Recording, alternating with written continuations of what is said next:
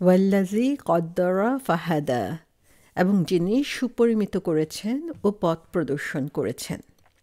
সূরা আল আলার ৩ নম্বর আয়াতে আল্লাহ সুবহানাহু ওয়া তাআলা তার আরও ২টি গুণের কথা আমাদেরকে এখানে জানিয়েছেন, অথবা তার গুণাবলীর কথা বলেছেন যে তিনি কি, তার পরিচয় কি। তো এখানে বলা হচ্ছে তিনি হচ্ছেন সেই সত্তা যিনি হচ্ছেন কদ্দারা, যিনি সুপরিমিত করেছেন, এবং তারপরে ফা হাদা, হাদা মানে হচ্ছে যিনি পথ প্রদর্শন করেছেন। এর আগে আমরা দেখেছি আল্লাহ সুবহানাহু ওয়া তাআলা আদেশ করেছেন তার গুণাবলীর ব্যাপারে আমরা যেন সবসময় তার গুণাবলী বর্ণনা করে থাকি, এবং তারপরে তিনি তার পরিচয় দিয়েছেন, তার যে সুন্দর নামগুলো রয়েছে সেই নামগুলো দিয়ে সে নামগুলোর গুণাবলী আমাদেরকে বর্ণনা করতে বলেছেন। এবং সেই নামের মধ্যে প্রথমেই আমরা দেখি সাব্বিহ ইসমা রাব্বিকা, রব শব্দটা এসেছে আল্লাহর নাম হিসাবে, আল আলা শব্দটা এসেছে, যে দুটা দিয়ে আল্লাহকে আমরা চিনতে পারি। এরপরে আল্লাহ সুবহানাহু ওয়া তাআলা এই ৩ নম্বর আয়াতে এসে তার যে পরবর্তী যেই গুণাবলী সেগুলো আমাদেরকে বলছেন, তিনি হচ্ছেন আমাদেরকে সুন্দর করে তৈরি করেছেন। এখানে কদ্দারা আল্লাযী শব্দটা এসেছে, সো আল্লাযী শব্দটা আমরা প্রায় কোরআনের মধ্যে দেখব এবং দেখে থাকি, সেটা হচ্ছে দ্য ওয়ান হু, যে যিনি বুঝানোর জন্য বা যে, সেটা বুঝানোর জন্য আল্লাযী শব্দটি ইউজ করা হয়ে থাকে। আর কদ্দারা, কদ্দারা শব্দের অর্থ কি? সেটার অর্থ হচ্ছে কোনো জিনিসকে ডিটারমাইন করা, কোনো জিনিস সঠিকভাবে সম্পন্ন করা, বা সেটা কি সুনির্দিষ্টতা দান করা, কোনো জিনিসকে ব্যালেন্স করা, সেটাকে পরিমাপ করা। অথবা কদ্দারা শব্দ দিয়ে আরেকটা অর্থ যেটা বোঝায় সেটা হচ্ছে যে সেটাকে যখন ডিজাইন করা হয় সেটা সিমেট্রিক্যালি ডিজাইন করা হয়, সামঞ্জস্যপূর্ণ। কদ্দারা শব্দের আরেকটা অর্থ হচ্ছে, কদর থেকে আমরা যেটা দেখি সেটা হচ্ছে কোনো জিনিসের সিদ্ধান্ত নেওয়া বা তার তাকদীর নির্ধারণ করাকে কদ্দারা বলা হয়ে থাকে। সো এখান থেকে আমরা দেখছি যে কদ্দারা শব্দের অনেকগুলো অর্থ রয়েছে, এবং সেই অর্থগুলো দিয়ে আমরা বুঝতে পারি যে কদ্দারা দিয়ে বোঝানো হয়ে থাকে কোনো জিনিসকে মিজার করা, যে পরিমাপ করা, সেটার কোয়ান্টিটি কী হবে, সাইজ কী হবে, কতটুকু প্রপোর্শনে তৈরি করা হবে, কতটুকু অ্যামাউন্ট সেখানে রাখা হলো, সেটার কোনো লিমিট থাকবে কি না, সমস্ত কিছু হচ্ছে এই মেজারমেন্টের মধ্যে চলে আসে। এবং এই কদ্দারা শব্দ দিয়ে আরেকটা অর্থ যেটা বোঝায় সেটা হচ্ছে যে এই পরিমাপ অনুযায়ী বা এই যে প্রপোর্শন, সেই প্রপোর্শন অনুযায়ী কোনো জিনিসকে তৈরি করাও হচ্ছে কদ্দারা বলা হয়ে থাকে, যে সেটা হচ্ছে সুন্দর ব্যালেন্সড ওয়েতে তৈরি করা হবে। আবার আরেকটা অর্থ যেটা আমরা দেখলাম যে সেই মেজারমেন্ট অনুযায়ী বা সেই পরিমাপ অনুযায়ী কোনো জিনিসের ভাগ্য নির্ধারণ করা, তার জন্য কোনো নির্দেশ দিয়ে দেওয়া, বা তার জন্য যতটুকু ডিস্ট্রিবিউট করা সেটুকু ডিস্ট্রিবিউট করা, এবং এই মেজারমেন্ট অনুযায়ী ঠিক করা যে কতটুকু পাওয়ার তার থাকবে, বা কতটুকু কাজ করার সামর্থ্য থাকবে, কতটুকু সে অ্যাচিভ করবে বা অ্যাকমপ্লিশ করবে, কতটুকু তার অর্জনের মধ্যে হবে, এই সমস্ত কিছুই হচ্ছে এই কদ্দারা শব্দের অন্তর্ভুক্ত। সো কদ্দার শব্দটা এসেছে তাকদীর থেকে। তাকদীর শব্দের অর্থ আমরা কি দেখছি তাহলে, যে কোনো একটা জিনিস তার পরিমাপ অনুযায়ী তৈরি করাকে তাকদীর বলা হয়, অথবা তাকদীর অর্থ হচ্ছে ইভেন্টস, কোনো ঘটনা সংঘটিত হওয়া, সেটা যে আগে থেকে যে ধরনের সুনির্দিষ্ট পরিমাপ দেওয়া রয়েছে বা যে ধরনের ক্রাইটেরিয়া সেট করে দেওয়া হয়েছে, সেই ক্রাইটেরিয়া অনুযায়ী সেই কাজটাকে সম্পন্ন করাটাই হচ্ছে তাকদীর। সো আমরা যদি তাকদীরকে একটু আমাদের প্র্যাকটিক্যাল লাইফ অথবা আমাদের দুনিয়াবি কোনো এক্সাম্পল দিয়ে বুঝতে চাই, তাহলে আমরা চিন্তা করতে পারি যে একজন ফ্যাশন ডিজাইনার সুন্দর একটা জামা বানালো, এবং তার যে কনসেপশন বা তার যে চিন্তা ভাবনা সে অনুযায়ী সে ডিজাইন করলো যে কিভাবে তার ড্রেসটা সে তৈরি করবে, এবং যেই ডিজাইনটা সে করলো সেই ডিজাইন অনুযায়ী সে কাপড় কাট করলো, এবং তারপরে সে অনুযায়ী সে তার ড্রেসটা তৈরি করলো। সো এই যে ড্রেসটা প্রোডাকশন হলো এবং সেটা করার জন্য সে যে স্টেপগুলো নিল সেগুলাই হচ্ছে তার মিজার, সেগুলাই হচ্ছে তার কাজ করার পন্থা, এবং সেই পন্থা অনুযায়ী তার যেই কাজটা তৈরি হয়ে গেল, প্রোডাকশনটা আসলো, সেটা হচ্ছে তার তাকদীর। এভাবে আমরা বুঝতে পারি। সহিহ মুসলিমে এসেছে, আব্দুল্লাহ বিন আমর রাদিয়াল্লাহু আনহু বর্ণনা করেছেন যে রাসূল সাল্লাল্লাহু আলাইহি সাল্লাম বলেছেন, আল্লাহ সুবহানাহু ওয়া তাআলা প্রত্যেকটা জিনিস সৃষ্টি করার, মানে আমাদের যা কিছু এই পৃথিবীতে সৃষ্টি করা হয়েছে সেগুলো সৃষ্টি করার 50,000 বছর আগেই সেটার জন্য কি পরিমাপ বা সেটার যে ভাগ্য সেটা তিনি নির্ধারণ করে দিয়েছেন। ইভেন আসমান জমিন সৃষ্টি করার পূর্বে। সো আমরা দেখতে পাচ্ছি যে আল্লাহ সুবহানাহু ওয়া তাআলা প্ল্যান করেছেন, সেটার যে পরিকল্পনা করেছেন সেই পরিকল্পনাটা তিনি করেছেন এই পৃথিবীর সমস্ত কিছু সৃষ্টি হওয়ার অনেক অনেক আগে। সো এটা অনেক আগে থেকেই সেট করা আছে আমাদের জন্য। সূরা হিজরে আল্লাহ সুবহানাহু ওয়া তাআলা বলছেন, আমার কাছে প্রত্যেক বস্তুর ভাণ্ডার রয়েছে, আমি নির্দিষ্ট পরিমাণেই তা অবতরণ করি। তার মানে হচ্ছে আল্লাহ সুবহানাহু ওয়া তাআলা সমস্ত কিছু প্রি প্ল্যান করা, সমস্ত কিছুর হচ্ছে ছক কাটা আছে। সেই কাজগুলো সম্পন্ন করার জন্য যখন যা দরকার আল্লাহ সে অনুযায়ী সাপ্লাই দেন তার ফেরেশতাদের মাধ্যমে। আল্লাহর কাছে সেগুলোর ফুল রিসোর্স রয়ে গিয়েছে, যে সেগুলো সব জমা আছে আল্লাহ সুবহানাহু ওয়া তাআলার কাছে, এবং আল্লাহ সুবহানাহু ওয়া তাআলা যখন যেটা যতটুকু দরকার ততটুকু পরিমাণে এই সাপ্লাইটা দিয়ে থাকেন। সো এখানে আমরা দেখি আল্লাহ বলছেন, ওমা নুনাজ্জিলুহু ইল্লা বিকদারিম মালুম, যে এখানে কাদার শব্দটা উল্লেখ করা হয়েছে। সূরা আল ফুরকানের 3 নম্বর আয়াতে আল্লাহ বলছেন, তারা তার পরিবর্তে কত উপাস্য গ্রহণ করেছে যারা কিছুই সৃষ্টি করে না, এবং তারা নিজেরাই সৃষ্ট এবং নিজেদের ভালোও করতে পারে না মন্দও করতে পারে না, এবং জীবন মরণ ও পুনরুজ্জীবনেরও তারা মালিক নয়।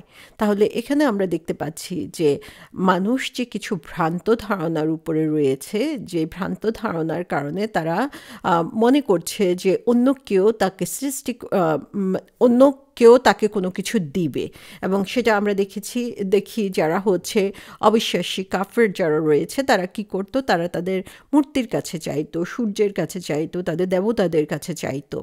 আজকে আমাদের মুসলমানদের মধ্যেও কেউ কেউ রয়েছে যারা হচ্ছে মনে করে যে যারা পূর্ববর্তীতে অনেক পরহেজগার লোক ছিলেন, পীর আউলিয়া ছিলেন, তাদের কাছে তাদের কবরে যেয়ে যাওয়া। সো আল্লাহ সুবহানাহু ওয়া তাআলা বলছেন যে তারা তো আসলে কিছু সৃষ্টি করতে পারে না, তারা ভালোও করতে পারে না মন্দও করতে পারে না, এবং তারা হচ্ছে তোমাকে রিসারেক্টও করতে পারবে না।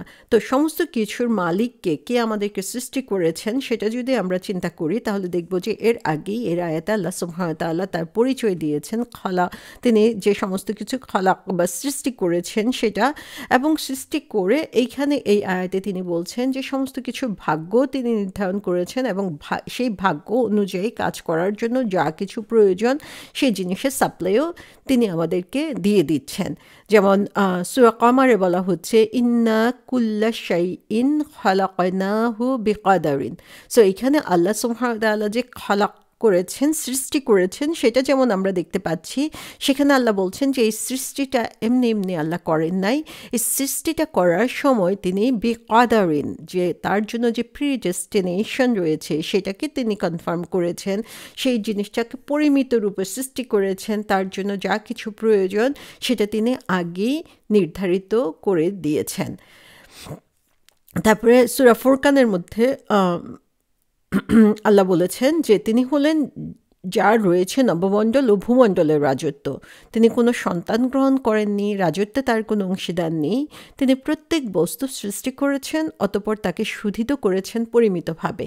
তাহলে এখানেও আমরা দেখি আল্লাহ বলছেন যে তিনি সৃষ্টি করেছেন প্রত্যেক বস্তুকে, যেখানে ওয়া খালাকা কুল্লি শাইইন, যে খালাকা শব্দটা আমরা দেখছি আগের আয়াতের সাথে আমরা যদি এই সূরাতেও মিলাই, এবং তারপরে বলা হচ্ছে ফা কদ্দারাহু তাকদীরান, যে তাকে পরিমিত আকারে খুব সুন্দর একটা পরিকল্পনার আন্ডারে তাকে তিনি তৈরি করেছেন, সৃষ্টি করেছেন।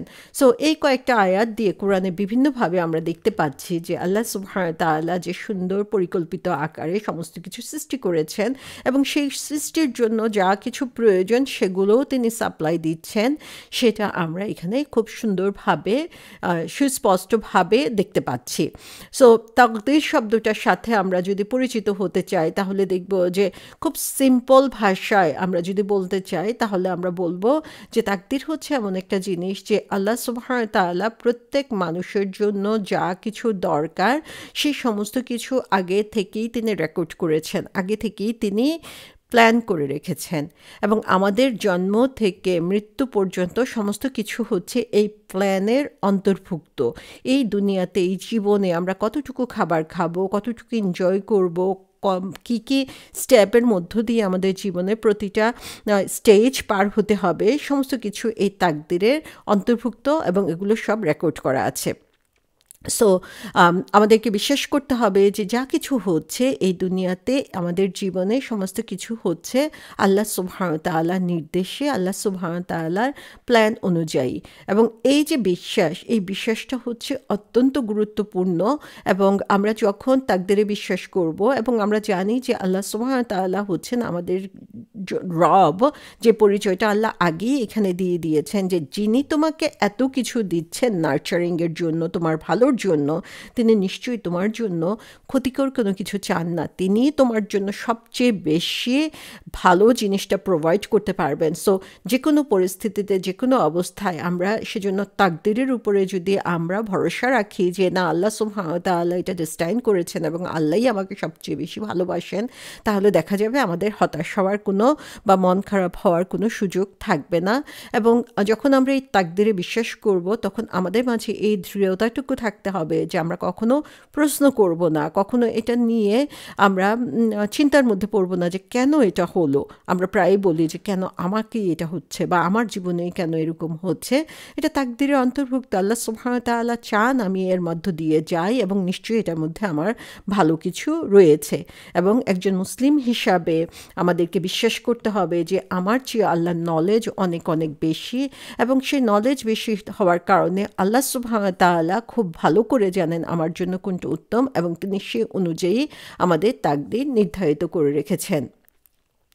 সো এখানে আমরা দেখি যে এই যে তাকদীর বা আল্লাহর পক্ষ থেকে যে কদর নির্ধারিত করা হয়ে থাকে সেটা দুইভাবে আমরা বুঝতে পারি। একটা হচ্ছে যেটা হচ্ছে অ্যাবসোলিউট, যেটা অবশ্যই হবে, যেটার ব্যাপারে কোনো ধরনের চেঞ্জ আনা সম্ভব না। যেমন আমাদের জন্ম কখন হবে, আমাদের মৃত্যু কখন হবে, এগুলো হচ্ছে অ্যাবসোলিউট, এগুলো আল্লাহ সুবহানাহু ওয়া তাআলা ঠিক করে রেখেছেন।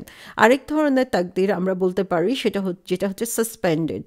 সো সাসপেন্ডেড যেটা, সেটা হচ্ছে যে জিনিসটা আল্লাহ নির্ধারিত করে রেখেছেন কিন্তু এটা চেঞ্জ হতে পারে। কিভাবে চেঞ্জ হতে পারে? সেটা হচ্ছে আমাদের দোয়া দিয়ে সেটা চেঞ্জ হতে পারে। সো তাকদীরের উপর আমরা বিশ্বাস করব, এটা আল্লাহ সুবহানাহু ওয়া তাআলার কাছ থেকে আসছে, সেটাও আমরা বিশ্বাস করব।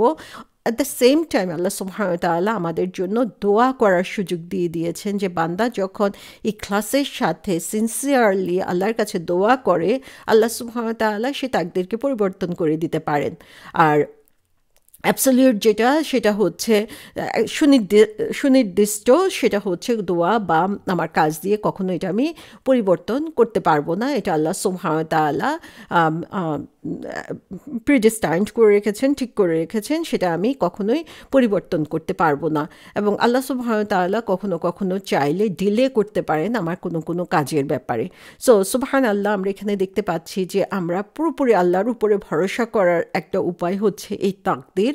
আমি যত বেশি আল্লাহর উপরে ভরসা করতে পারবো তত বেশি তাকদীরকে আমি মেনে নিতে পারবো, সেটা ভালো বা খারাপ যে কোনো ধরনের ঘটনাই আমার দৃষ্টিতে মনে হোক না কেন। কারণ আমি আগেই বিশ্বাস করি আল্লাহ আমার রব, আল্লাহ আমার লর্ড, আমি হচ্ছে আল্লাহর স্লেভ। আল্লাহ সুবহানাহু ওয়া তাআলা যা কিছু করছেন তিনি আমার ভালোর জন্য করছেন। কেন তিনি ভালোর জন্য করবেন না? যিনি আমাকে সৃষ্টি করেছেন, আমার যা কিছু প্রয়োজন সমস্ত কিছু তিনি আমাদেরকে দিয়েছেন। আমি যে এত সুন্দরভাবে দুনিয়াতে চলতে পারছি সেগুলো আসছে কোথা থেকে? সেগুলো আল্লাহ সুবহানাহু ওয়া তাআলা আমাকে প্রোভাইড করছেন। সো এই বিশ্বাসটা যখন থাকবে তখন দেখা যাবে যে আমার সমস্ত কাজ সহজ হয়ে গিয়েছে এবং সমস্ত কিছু আমি আল্লাহ সন্তুষ্টির জন্যই করতে পারছি। এবং আমি তারপরও আল্লাহর কাছে আমি চাওয়ার সুযোগ আছে যে আল্লাহ সুবহানাহু ওয়া তাআলা আমাকে দোয়া করার সুযোগ দিয়েছেন, যে দোয়া করার মাধ্যমে আমি সে তাকদীরের মধ্যেও পরিবর্তন আনতে পারবো। তাহলে আল্লাহ আমাদের একদিকে আল্লাহর উপর বিশ্বাসের কারণে আমি এমনিতেই ট্রাঙ্কুইলিটি ফিল করতে পারবো, আমি প্রশান্তি অর্জন করতে পারবো আমার হৃদয়ে, আবার সাথে সাথে আমি আল্লাহর কাছে চাইতেও পারবো, কারণ আল্লাহ তার বান্দাকে কখনো ফিরিয়ে দেন না। সো যে হচ্ছে এই তাকদীরের কনসেপ্টটা বুঝতে পেরেছে, তাকদীর নিয়ে আমরা সবসময় প্রশ্ন করি যে সব কিছু নির্ধারিত থাকলে, সব কিছুই যদি পূর্ব নির্ধারিত হয়, তাহলে আমি কেন শুধু শুধু ইবাদত করব? কারণ হচ্ছে আল্লাহ সুবহানাহু ওয়া তাআলা আমাদেরকে ফ্রি উইল দিয়ে এই দুনিয়াতে পাঠিয়েছেন, যে আমাদের ইচ্ছা শক্তি দিয়ে পাঠিয়েছেন, কিন্তু আমাদেরকে সেই জ্ঞান দেন নাই যে আমার তাকদীরে কী লেখা আছে। সো আমি আসলে জানি না কী লেখা আছে। এখন আমি নিজেই আমার জীবনের খাতায় লিখে নিচ্ছি আমি কি করতে চাচ্ছি। সো আমি যখন এই তাকদীরটা আমার জানা নাই, কিন্তু আমাকে ফ্রি উইল দিয়ে আল্লাহ সুবহানাহু ওয়া তাআলা এখানে দিয়ে দিয়েছেন, যে আমার ইচ্ছা শক্তি দিয়ে আমি কি করতে চাই সেটা আল্লাহ সুবহানাহু ওয়া তাআলা দেখতে চান। সো এটাই হচ্ছে আমার পরীক্ষা দুনিয়ার বুকে। সো আমি যখন এই জিনিসটা বুঝবো, তখন দেখা যাবে যে কোনো একটা কঠিন সময় বা কষ্টের সময়ের মধ্য দিয়ে, বিপদের মধ্য দিয়ে যাবার সময় আমি কখনো ফ্রাস্ট্রেটেড হব না, আমি কখনো হতাশ হব না, এবং আমি আমার আল্লাহর উপর থেকে আমার আমি আশাহত হব না। আমি মনে করব না যে আমার এই জীবনের কোনো মানে হয় না, আমার দুর্বলতাগুলো নিয়ে বা আমার কঠিন সময় নিয়ে আমি কখনো হতাশায় ভুগব না। এবং এই তাকদীরের সাথে আমি যদি অ্যাডাপ্টেড হতে যাই, বা এই তাকদীরের সাথে আমি যদি আরও বেশি করে নিজেকে সংশ্লিষ্ট বা সম্পৃক্ত করতে চাই, তাহলে দেখা যাবে আমি এভাবেই চিন্তা করব যে এই কষ্ট বা দুঃখ থেকে আমি মুক্তি পেতে পারবো না আল্লাহর সাহায্য ছাড়া। সো যখন আমি এটা চিন্তা করব, তখন হচ্ছে আল্লাহর দিকেই আমি আরও বেশি ঝুঁকে যাব, আল্লাহর কাছে আমি সাহায্য চাইব, এবং আল্লাহ সুবহানাহু ওয়া তাআলার অসন্তুষ্টিমূলক কাজ থেকে আমি আরও বেশি নিজেকে দূরে সরিয়ে রাখবো, কারণ তিনিই হচ্ছেন এই তাকদীরের মালিক, তিনিই পারেন এটাকে চেঞ্জ করতে, বা তিনিই পারেন আমাকে বেটার কিছু দান করতে। এবং যারা হচ্ছে এই তাকদীরে বিশ্বাস করবে, তারা হচ্ছে কখনোই নিজের যে সফলতা বা নিজের যে অ্যাকমপ্লিশমেন্ট বা নিজের কোনো কিছু উত্তম কোনো কিছু অর্জন করলে সেই অর্জনটা নিজের মনে করবে না, বরং এই সমস্ত কিছুই হচ্ছে আল্লাহর সাথে রিলেটেড করবে, এবং তার মাধ্যমে তার মাঝে আরও বেশি বিনয় ডেভেলপ করবে, এবং অ্যারোগ্যান্স অথবা অহংকার থেকে বা অন্যদের চেয়ে নিজেকে শ্রেষ্ঠ ভাবা থেকে সে নিজেকে বিরত রাখতে পারবে।